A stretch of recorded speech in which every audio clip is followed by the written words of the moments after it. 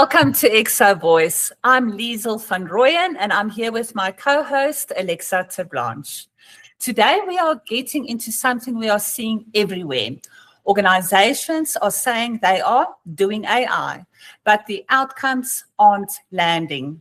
So we're going to unpack why that gap happens and what a human-first approach looks like when you're integrating humans and machines to deliver real, measurable value. Joining us as the authors of the white paper, A Human-First Approach for Integrating Humans and Machine. And what I love about this group is that you're not speaking about AI from one angle. You're connecting AI to operating models, to leadership, value creation, and continuous improvement. So I'd like to hand over to Melissa to start the run on introducing the authors of this paper. Thanks so much, Alexa, and a pleasure to be here on the show. Melissa Reeve, and I am the author of the book Hyper-Adaptive: Rewiring the Enterprise to Become AI Native. And it presents a 5-stage model for organizations to go from where they are today into an AI native or hyper-adaptive future. And it's such a pleasure to be here chatting about one of my favorite topics, which is moving beyond the technology into people, processes, and the culture change needed to support AI integration.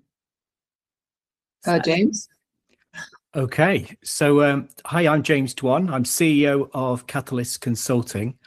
My background originally, just to give a flavor, is I started out in software development many years ago and got into agile and agile ways of working, then joined a company who were really into lean.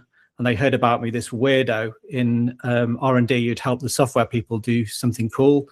And they started teaching me this stuff called lean.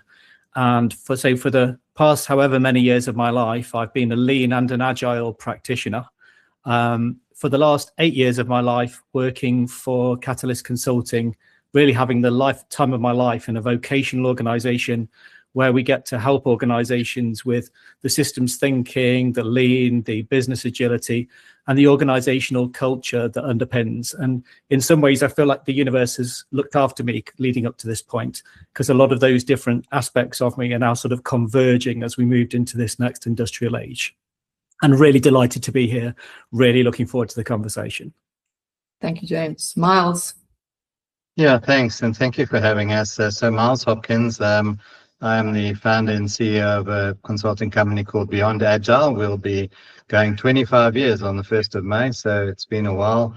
And very much relevant to today's session, I originally spent most of my first years doing HR consulting, so helping companies with HR strategies, performance management.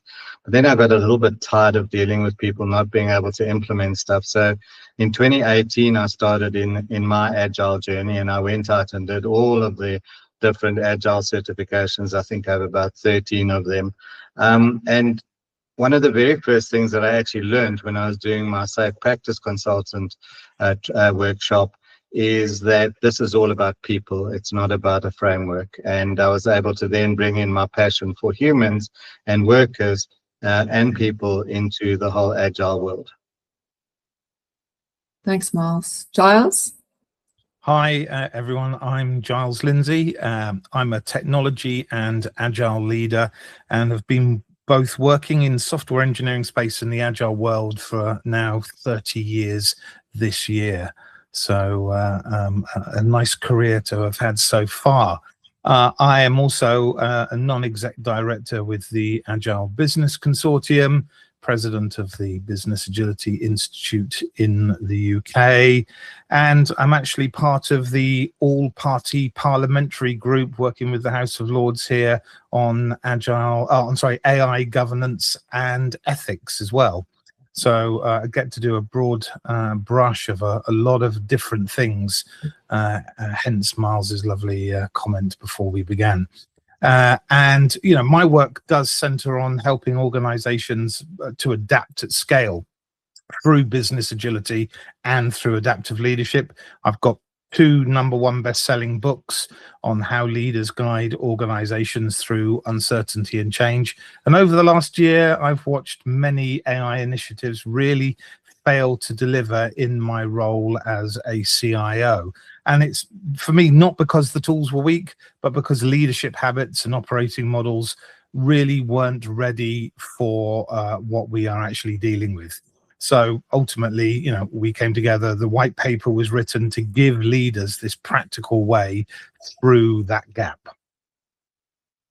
Thanks, Giles. So yeah, that answers one of my questions I was going to have around how did the white paper actually come about? And I think you've spoken to that a little bit. Yeah, from side, maybe. Certainly add a bit more to that. It came from us working with the Agile Business Consortium as part of their business agility think tank. And as such, you know, we decided to work out what functions we wanted to work in, what groups we wanted to self-organize in. Our group, we all came together over this passion for AI in the world of business agility. And actually, the white paper really is, the first outcome of work that we started doing, not really having a direction of outcomes or even output from the work that we were doing. And then ultimately, the four of us realized that this white paper would be the perfect anchor for us to get our expertise out into the wider audience. That's right. I mean, what happened when we got together? In fact, we approached it from I'd like to say, a great deal of humility, in no small part thanks to Miles, because you really strongly challenged us and said, you know, who are we guys? Who are we to be talking about business, about AI? We're not AI experts. We're business agility thought leaders. That's what our business agility think tank is all about. And through exploring the space, what we found, not just within our own little special interest group looking at the topic, but also talking to the other business agility thought leaders, was that we could see some patterns, and we could see some patterns in terms of enablement. And it then also, I mean, you've been trying to help Melissa with the research that you've done behind your book. But what it enabled us to do was really kind of scan the space, talk to different thought leaders within the group and say, you know, we're seeing this, we're a select group because we're working with senior leaders within organizations, C-suite and major organizations. We're seeing these repeating patterns. And then some of the next steps were then for us to look at what other research had been done. You can see it cited in the paper to see, you know, is this our own experience? Is it holding up to the real world test? And what we found was absolutely it was. And that's what then drove us to go, actually, we've got something to say here. We're seeing a clear success factor that correlates with success in this space. And it'd be lovely to pull together everything that we've got to share. Fantastic. Thank you so much for laying out that context. Really interesting and a fantastic journey. We're going to unpack what's really happening inside organizations that are doing AI but not seeing the payoff. We'll look at why AI turns into scattered experimentations, the two-track model that helps you separate hype from real progress, the maturity journey from simple augmentation to agentic AI, and why business agility is often the missing engine. And we'll end with a practical readiness checklist you can actually use. As part of setting the stage, I want to highlight one of the stats I read in the white paper that really highlights one of the fundamental crux around why there isn't success. And it's that the percentage of companies abandoning the majority of their AI initiatives increased from 17% to 42% year over year, with organizations on average scrapping 46% of AI proof of concepts before reaching production. So that was one of the stats that you referenced in the white paper from S&P Global Market Intelligence's 2025 paper. I'm going to direct this next question as a warm-up on the back of that stats to Giles. And want to know, what's the single biggest mistake leaders make when they announce we're adopting AI? Well, thank you. That's a great question. You know, I think it's at a lot of times the sort of as you highlighted, these random acts I think, I see a lot of organizations that have scattered pilots launched, but without a proper strategic, as I mentioned the word earlier, anchor to actually hold themselves against. And, this is very much part of the leadership challenge and the missing leadership in this process. I see too many proofs of concepts as well that never reach production. Teams that ultimately are able to start looking at the tools and the art of the possible within the organizations, but without having that shared purpose from the leadership in the organization as well. Business value ultimately remains unclear. Sometimes even credibility drops. And, for me, it's that lack of coherence across the leadership, across the governance, across the learning as well. So, I've seen repeatedly where, in my role, where often tools actually arrive before the organization and especially the leadership actually have the literacy and the guardrails in place. Yes, I couldn't agree more. And on your note around the random acts of AI, there being lots of activity, not enough impact, what are some of the symptoms that you see around that? For me, it's seeing an AI capability, that's the word I was looking for, capability, being put live, being put into production, rushed. And then not actually performing the goal that it was actually set up to do. We've seen all of the little, challenges. DPD, they had the chat bot, which was meant to obviously help where, track your parcels, where are they? And instead, what did the famous person do? Asked it to write a poem about how bad it was in actually delivering parcels around the world. Here we are, we're throwing products out the door. But one of the biggest challenges for me is that with these random acts, people are pushing products out the door without those guardrails in place, but without having the proper AI policies in place as well. And I did a talk recently where I asked the audience who here has an AI policy in their organization to sort of hold themselves accountable for. No hand went up in the room. I talked for 25 minutes and asked the same question at the end, having sort of scared them slightly. And I asked, and every hand went up in the room. Monday morning, they were all going to go and start putting an AI policy together. And that's down to, organizations who now have been sued or are being sued or who were in the courts because their AI app obviously was performing randomly, as we talked about earlier, not as expected, and wrong outcomes for the end user. And ultimately that has led to court cases taking place, people obviously suing organizations as well. And these companies didn't have legal protection, didn't have policies in place to hold themselves accountable against. And because of that, this is why these court cases are happening around the world. Thank you so much for that, Giles. Yes, so around the hidden costs, maybe James, if you could speak a little bit more around that, like the risk exposure, the decision, the change fatigue, all of that. Yeah, absolutely. Thank you, Alexa.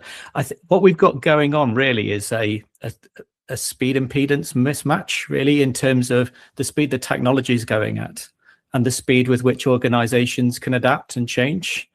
And in terms of cost, what that's meaning is that conventional ways of dealing with these problems within organizations no longer work. So we're finding that as a smaller organization, we're actually also developing some software at the moment, which will happily be launching on Monday, CatStat, which is there for helping organizations with process improvement using AI tools. And what you can see with this as a smaller organization is we're able to learn at a much faster rate than the larger organizations. And what's happening to very many of them is that they're coming in with kind of policies and rigor and top-down ways of operating, which just don't fit the current business circumstance. So as quickly as they're starting to be able to sort of deploy and make technology choices, those choices are being undermined by the fact that it's what a time to be alive, right? But it's the technology is moving so fast that those conventional ways of running the business just don't work anymore. And the rate at which we've got to train people and then help them through the change management curve that comes with it, because that's enormous, right? This is something which it's not our first rodeo at this, through lean and through automation and through recently robotic process automation. We've seen these technologies come in that offer enormous cost saving, but also can also really disrupt the fabric of the business in terms of culture, belief, purpose. And we're seeing all of those things happening all at once. And predominantly, and what we've seen is that companies are doing this with a cost driver. That's the why, the big why we're doing it.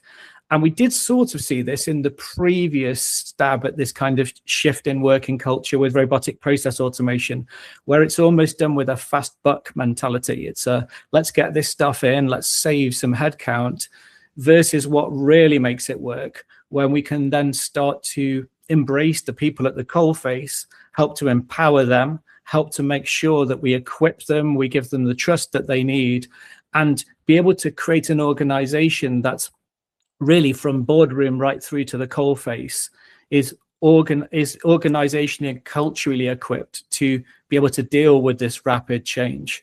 And what it's leading to, I believe, Giles, there was something you were talking about a few months ago, how there's kind of a gathering feeling that, the AI bubbles burst. And I would strongly contest that. I don't think we've even really got started if you look at the research. I think we're right at the cusp of the beginning of this industrial revolution.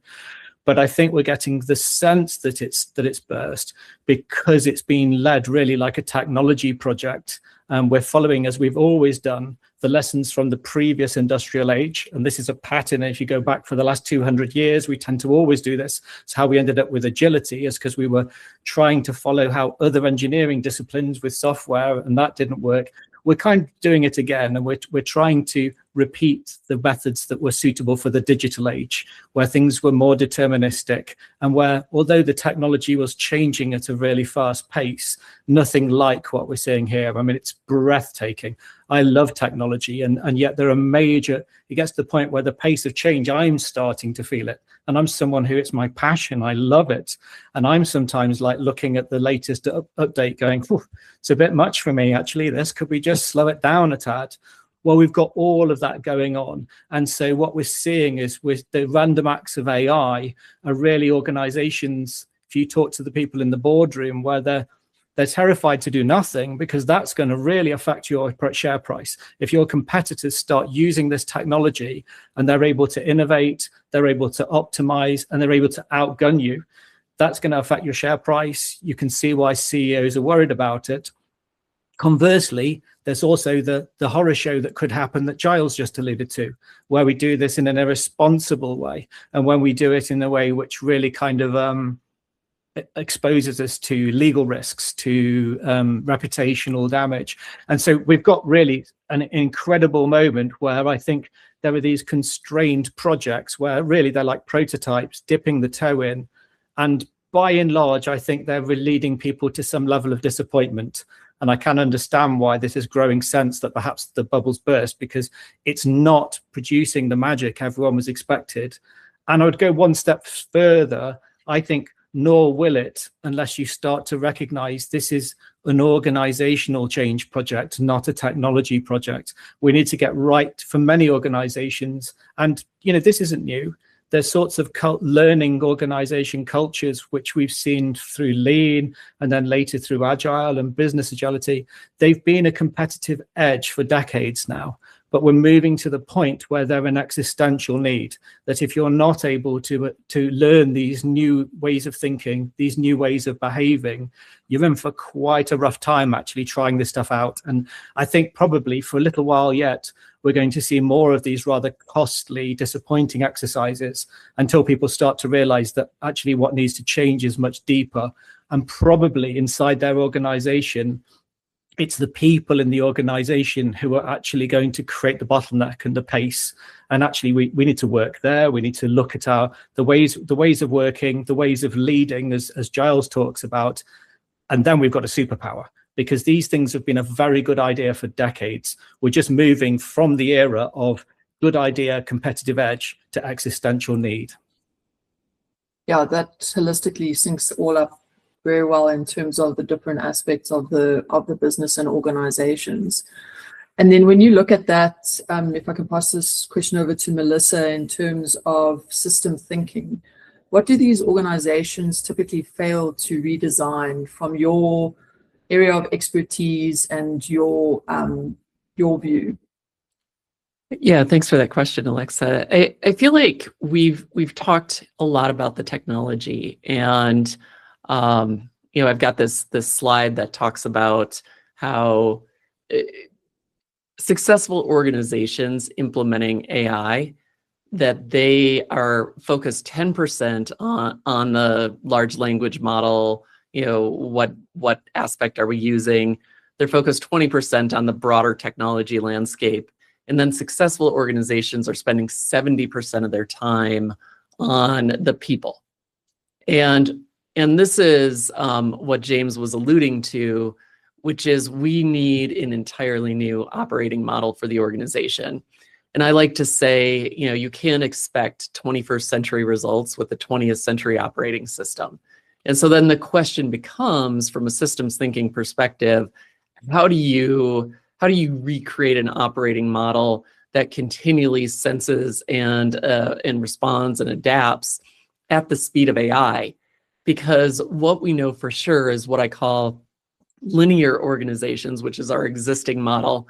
You think about strategy to execution, you think about concept to delivery, and all the handoffs and delays that happen as you're moving through the hierarchy or as you're moving through the functions to get something out the door. AI really works to compress both of those dimensions. And so the question becomes, how do you get from here, your linear organization, to there, this hyper-adaptive, what I call a hyper-adaptive organization that can sense and respond in real time?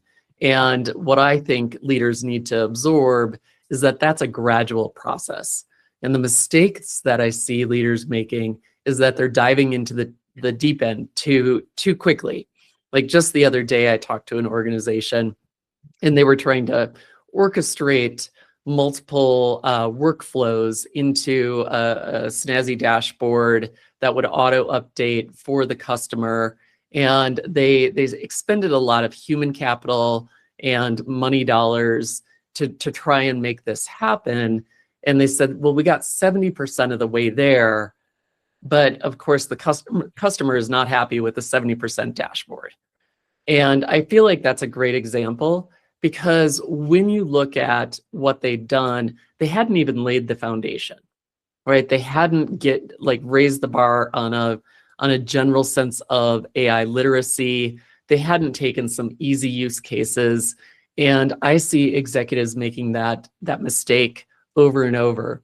So just to tie it back to your question, when you're thinking about the system, yes, the system needs to change, and this isn't going to be an overnight process. So we need to be fairly deliberate in the rewiring of the organization in order to have a more successful outcome.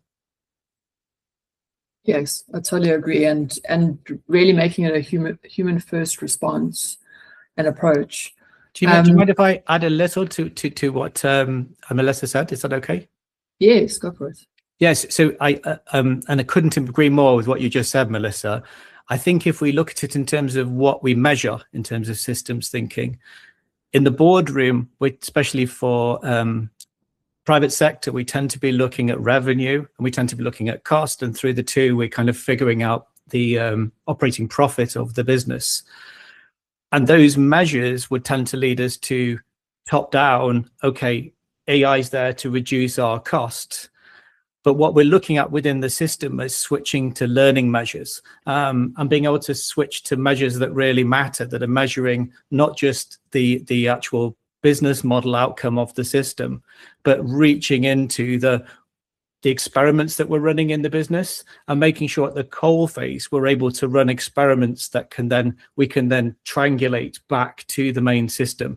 But a lot of the failure mode that we just talked about in the cost comes from the top-down mentality, And, if you think about the financial metrics of your business, they're outcome-based measures based on the decisions that you're making. They're not actually the levers to make those decisions. And so systemically, it's about starting to think about the business in a different way and starting to make sure that we measure what matters, not just measuring the mass production measures that we've been used to for the last 100 years.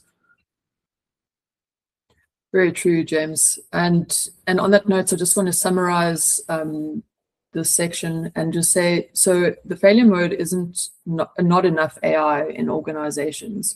It's not enough integration capability through the different layers. And from that point, I would like to lead directly into the two-track model and pass over to Liezel at this stage. Thank you very much. It's actually scary listening to everybody, because you're validating what we are seeing over and over and over again in organizations. Lots of activity, pilots everywhere, lack of AI policies, linear organizations, the top-down mentality, which you've also mentioned, strategy and capability misalignment, and then still not much value. Now, what you introduce next in your white paper is a really practical way to explain why this happens. And you say successful AI integration requires two tracks of AI transformation running together, not just one track. And we already brought up the one track where there's a lot of focus, the technical track, and which is that tangible build and integrate work track that we see in organizations. And then you introduce the business track as well, which is the human and operating model work. And you've touched on some of the weaknesses currently in organizations, which is contributing to a lot of the AI adoption failures in organizations.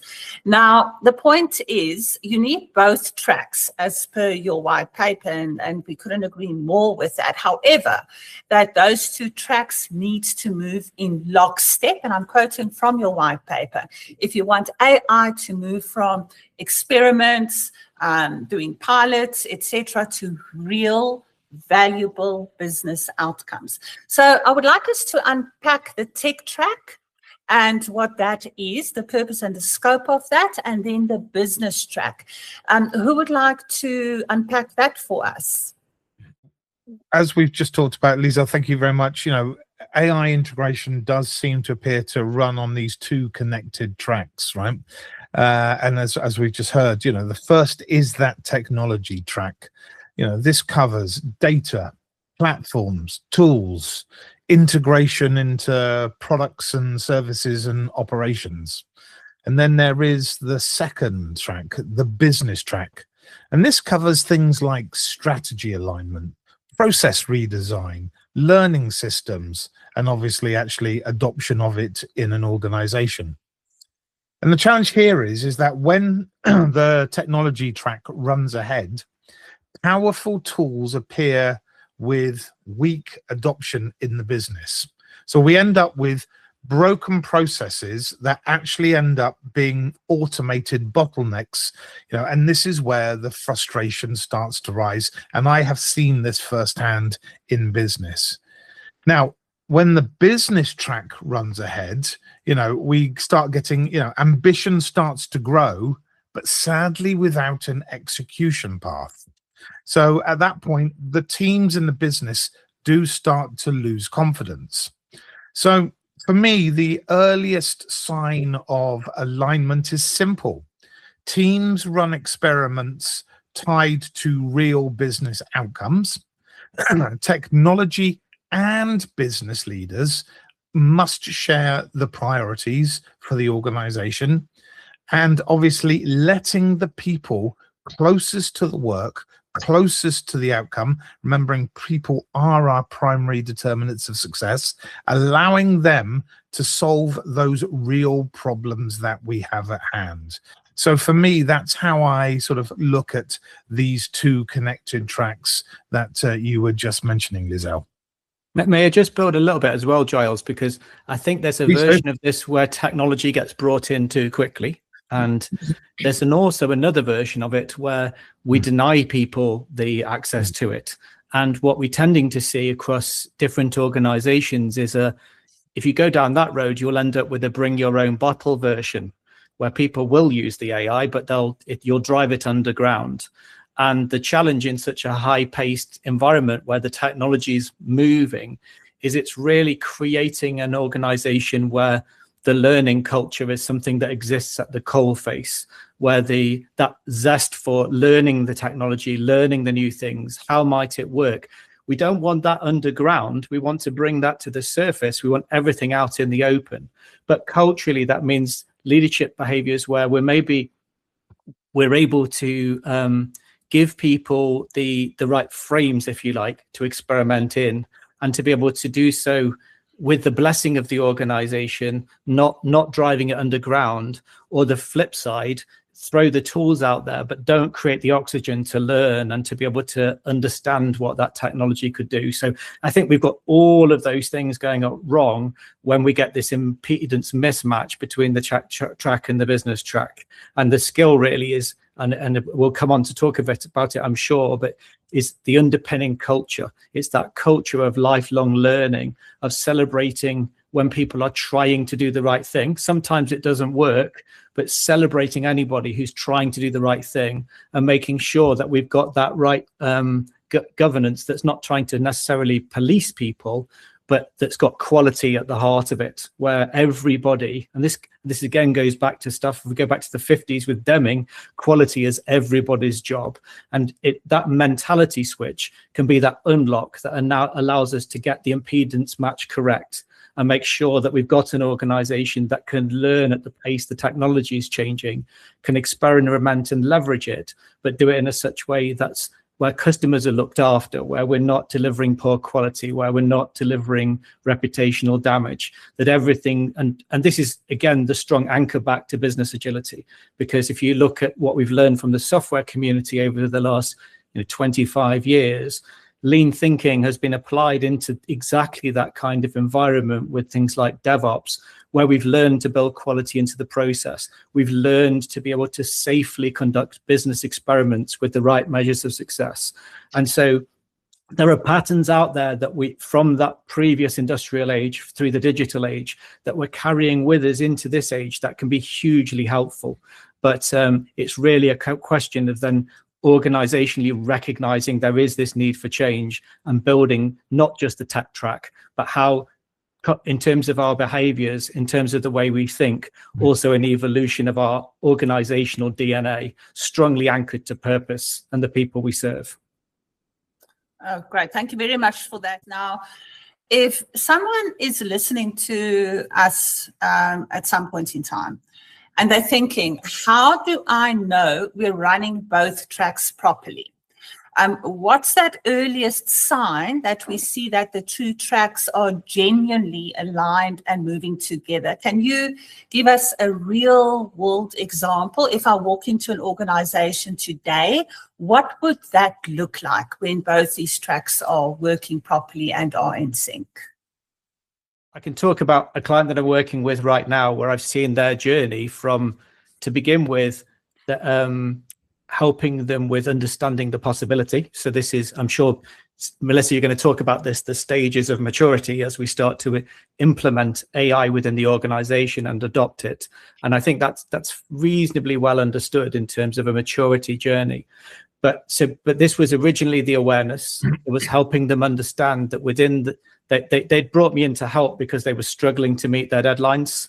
And then I was surprised to find that they weren't using AI at all in their product development process. So they were missing out on a real accelerator. So this then went from, and we were also helping them out in parallel with starting to engender a lean agile culture and to turn around behaviors and to help create a more learning culture organization. So these two things were kind of already starting to happen, if that makes sense. But our job really here was to light the way. What we initially found was, again, it was rigid control. The reason that they hadn't tried to look at these things, there were two things. There was firstly fear within the workforce. that this stuff's going to take our jobs. So turkeys don't vote for Christmas, and no one was pushing at the coalface or investigating. And the second thing, just Giles alluded to at the beginning, a tremendous fear within the organization that this could lead to quality problems, it could lead to exposure.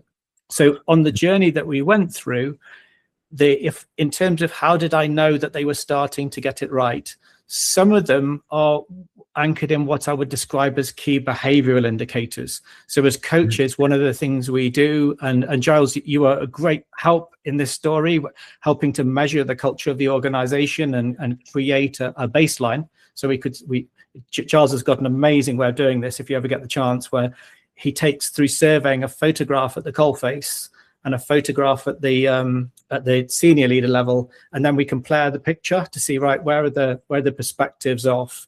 And so what we'd picked up there were quite a few cultural and leadership things which needed to be worked upon. And then as coaches, what we were looking at were what I describe as key behavioral indicators. Where were those indicators that we had started to see a shift from command and control to encouraging behavior? And so I guess in terms of the business system, the shift that we then saw was that there was no longer an AI group over in the corner who were looking at AI. There was a general encouragement for everyone to start to embrace a change in terms of the pyramid from the control to let's share, let's experiment and share results. And then the real clincher that I saw that showed that things were starting to be in lockstep was then the work they were doing. And this is always the case, by the way. The reason you are doing this is not to adopt AI. It's to serve your customers and serve them better. And so the final shift really in this story of starting to get it right was then, so we started to create the kind of the freedom to experiment and try stuff out. We created the community-led approach so that the best practice could start to be shared emergently rather than something that was trying to be forced from the top down.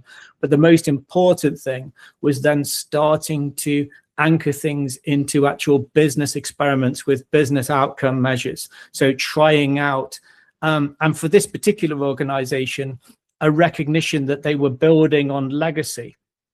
And actually with AI and certainly using vibe coding technology, the speed from 0 to 60, from nothing to something useful, blisteringly fast, and it started to revolutionize their whole approach to how this is done. So it's a kind of a real world example, but you can hear how the measures of both tracks are really important. It's about leadership and how people are behaving and starting to be able to measure that we're getting the thing that creates the right environment correct. There's stuff in terms of the strategy and the North Star that we're working on what matters. The goal isn't AI adoption. The AI adoption is a means to accelerating that process to serving our customers better. And then inside the process, there's working the right way. There's making sure that we're applying this technology in a safe way. And that involves, in this particular organization's case, making sure that we'd use the AI to create unit tests that made sure that the code was bulletproof. That involves at the integration level, using the AI to create meticulous regression tests right through to at the beginning of the process, using the AI to understand the business needs and to create a test-driven approach. And so what we've seen is really a revolution in an organization's behaviors and processes. But as each of us have been saying so far, you can't have one without the other. The technology adoption required the culture change in order to get the results that they're now enjoying. Brilliant points, James has just raised, and I've been thinking about it when you asked the question, because I think your question is actually a great question, because for me, most organizations would probably say they are running on both tracks. But for me, when I sort of lift the cover, do that photograph snapshot that James was talking about, I find few actually are, and for me, the earliest sign that a technology track and a business track are aligned is actually when the teams stop talking about AI tools in the business and start talking about those customer or operational outcomes, which are really important. And when both of those tracks move together, the conversation shifts from we're rolling out an AI platform or an AI capability or tooling to we're reducing claim handling from 10 days to 2 days or whatever that may be, all right? Or we're cutting onboarding efforts by half for our organization. You know, so therefore technology becomes a means and not the story.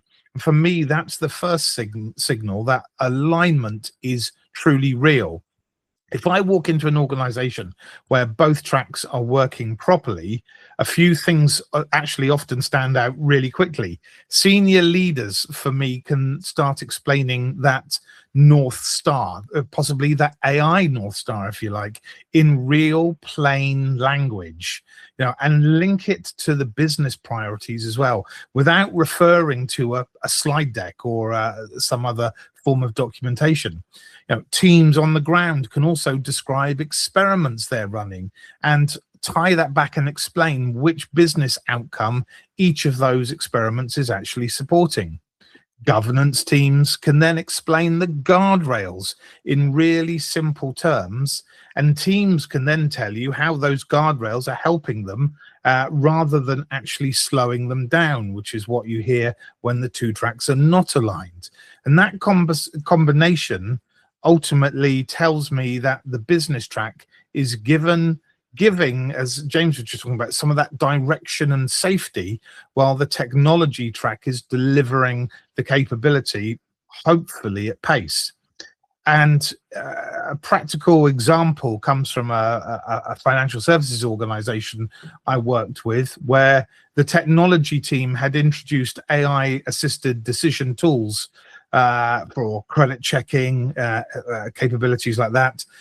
That part was the tech track, and at the same time the business track was redesigning approval workflows, clarified decision rights, trying to also train frontline staff in how to challenge things like AI recommendations coming from the tool. And so, you know, they were trying to obviously update accountability and governance so it stayed human at the same time. And when both tracks actually locked together, something changed for the first time. The staff stopped saying, as we know in the UK, the computer says no, the system says no, and started saying, actually, well, the system is actually recommending this. And here is why, as human in the loop, I agree or disagree. You know, ultimately, the end user was receiving faster decisions. The people internally inside the business were satisfied with the transparency that was now going on. And obviously, the staff felt ownership of the tools and the capability rather than real fear. So, you know, for me, when those signals are present on both sides, you know, AI integration stop feeling in an organization like a project. It starts to feel like a new way of operating. That's a lovely way to put it. If I just build slightly, I mean, there's a guy called Jez Humble's got a lovely distillation for this stuff where he talks about 3 types of organization: bureaucratic, where, you know, knowledge is power, we hide it; pathological, where we're seeking to blame and punish; and generative. And I think what we're talking about when we talk about getting the 2 tracks correct is basically the success factor of the generative organization. It's seeking to learn in terms of processes, systems, culture, behavior. AI is just part of that story and an amazing enabler in enabling us to serve our customers better. Yeah, no, absolutely. That's just mind-blowing, to be quite honest, because to the point you made, Giles, is that many organizations think they are have both a tech track and the business track in alignment, yet they are either just practicing the one or the other. Yep. And completely misaligned. And to be honest with yourself about where you are in this journey is quite difficult for organizations because they don't know what they don't know as well. Could I possibly jump in there, Liezel, if you don't mind? Yes, of course. And it's not just because I think I have to say something, because I haven't said so. So James mentioned the word revolution, and I think that's something quite critical, because I don't think we should fool ourselves that thousands of organizations are suddenly going to get this business check and technology check right. There are so many organizations that are being held back by their legacy systems. And, that's where obviously we get stuck, because now we're trying to bring in this new hyper amazing technology, but it's getting held back by the legacy systems. There's one of my clients that actually took a really radical approach. They're in the insurance company, in the insurance industry, and the CEO basically said to the head of strategy, I'm giving you 1 billion rand, okay, to go and start a new insurance business that will put us out of business eventually, because he realized that he wasn't going to get to change the internal workings of this legacy system. So he went out and said, we'll just start a new business that puts this one out of business eventually. And I think that's a really great thing you're describing there, Miles, because that's something we've recognized in the think tank that we're heading towards. We're heading towards an age where there's going to be incredible innovation from startups using AI as this enabler, but also using AI to enable them to scale. So that not only are they going to be hit with the organization that's got this kind of culture in its DNA from day one when it was born, and coming up with a vastly superior value proposition, but also able to use that value proposition in a far more efficient way.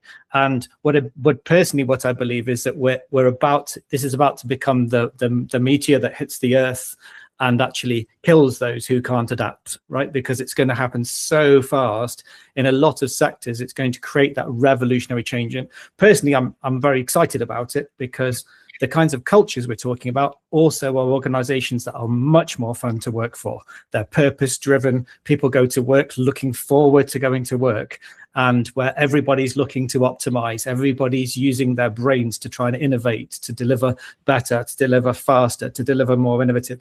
That feels like a much more exciting workplace to be in as well. But I absolutely would hold from the organizations we've worked with, do not give up and wait for what Miles is describing. This is something that all organizations can have, but it does involve from top to bottom to start to recognize that you're going exactly as you talked about, Melissa, with operating systems.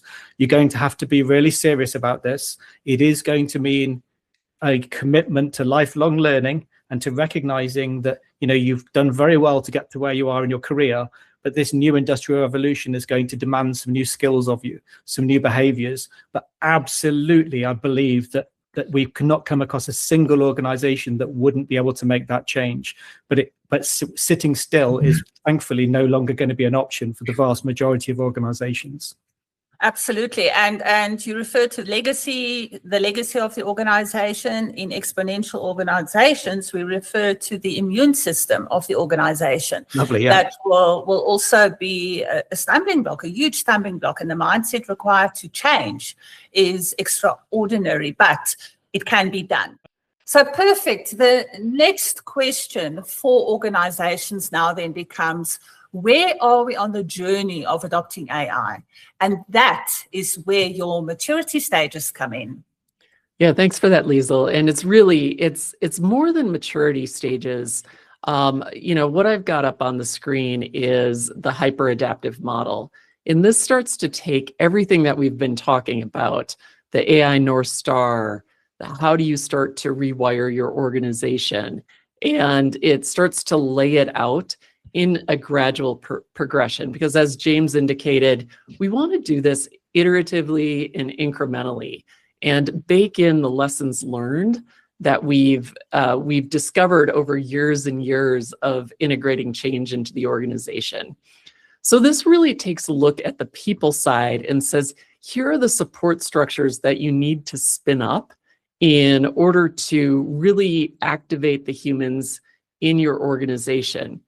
It also takes a look at the 5 capabilities that rise above the technology to start to become an AI native organization. So we need to focus on things like continuous adaptation. That's the learning that Giles and James were alluding to. How do you start to orient towards value? How do you get AI augmented decisions? And this is a really deliberate approach to activating the humans in your organization so that you can make the transition from your again, linear organization into a more AI native space without having to do what Miles suggested, which is to just create that AI native organization from scratch. So we go through 5 different stages, and I'll just give out overview, and then I think we're going to have a part 2, which is we'll do a deep dive into more of the how. Is that right, Liezel? That's 100%. Thank you. Awesome. Yeah, so I encourage organizations when they start to really focus on that foundation, and that speaks to what Giles was talking about, where you have to be deliberate about your AI policies. What are those guardrails? How do you start to make those dynamic so that you can continually keep up with the changes of AI? You want to start identifying those people who are leaning in that foundation stage. Stage 2 is where you start to look at your processes. Again, identify those processes that are easiest to adjust and align to the business value. And we start to spin up what I call AI activation hubs. We're going to talk more about those later. But stage 2 is where you're looking at process optimization alongside AI augmentation. And you want to do that because we don't want to automate bad processes and poor processes. So we move into stage 3, which starts to dive into agentic AI. And agentic AI, I'd encourage folks to just start experimenting before trying to go deep before you go broad, because this is where jobs really start to rewire. And James, you talked about factory automation, and there's such a push for people to just automate everything. It doesn't make sense to automate everything. And what we learned from that factory automation exercise is that there's 34% of activities in factories that are non-automatable. We're going to find the same thing in our own processes. In fact, there's only 1% of the world's factories that are fully automated. And I want you to hold that in your head, because the reality is not everything is going to be automated by AI. But we want to test that out before we get to stage 4, which is like starting to really rewire the organization from functional specialties into organizing by value streams. Because ultimately in stage 5, what we're looking to have is orchestrated value streams enabled by AI. And there's only a few organizations in the world that are at that stage. Thank you, Melissa. Super insightful and a lot to take away, and really look forward to the next stage in terms of how we're going to unpack that and make it real for people to understand it. So I want to thank you for joining us for this powerful conversation. What today's discussion makes clear is that AI transformation isn't really about technology. It's about people, leadership, and the systems we build around that. We're going to dive into the next section, episode 2, around how we make that applicable and how we can actually put that into play with real practical tools. If you'd like to start reading the full white paper, A Human-First Approach to Integrating Humans and Machines, you'll find the link in the episode notes. Highly recommend it, especially if you're responsible for strategy, transformation, or building future-ready teams. And I would really like to thank the authors again, Miles, Melissa, James, and Giles. Thank you so much for your time. It's been really such an amazing deep dive conversation around global issues and in organizations that are also very relative to our market and our context and the organizations we interact with. And then also to my co-host, Liezel van Rooyen, thank you very much. I'm Alexa Terblanche, and this is ExoVoice. Until next time, stay curious, stay human, and keep building the future with purpose.